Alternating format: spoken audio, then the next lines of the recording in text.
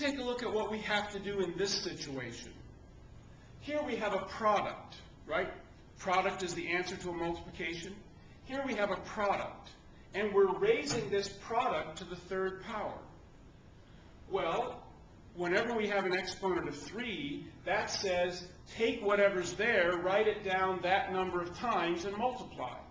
So I would have to write down xy 3 times, since it was being raised to the third power.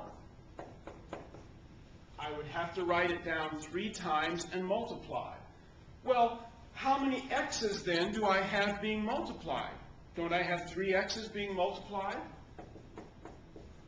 And how many y's do I have being multiplied? Don't I have 3 y's being multiplied?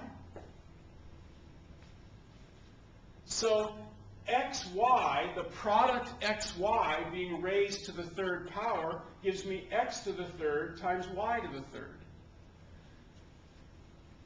What I have to do is, when I have a product being raised to a power, I have to raise both of the factors to that power.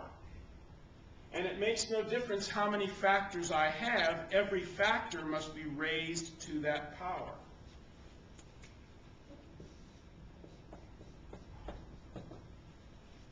So if I'm going to raise the product 2x to the 4th power, then each of these factors would have to be raised to the 4th power. So I would have to take 2 and raise it to the 4th power. That's 2 being multiplied 4 times. That's 2 times 2 is 4, times 2 is 8, times 2 is 16. X to the 4th. Each of those factors had to be raised to the 4th power. And it makes no difference how many factors there are. If I have this product,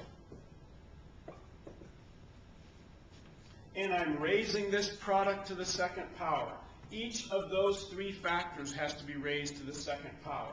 3 to the 2nd power is 9. X to the 2nd power is x squared. Y to the 2nd power is y squared. Each factor had to be raised to that power. So whenever we have a product, that's when things are being multiplied, whenever we have a product and we're raising that product to a power, every factor in that product must be raised to that power.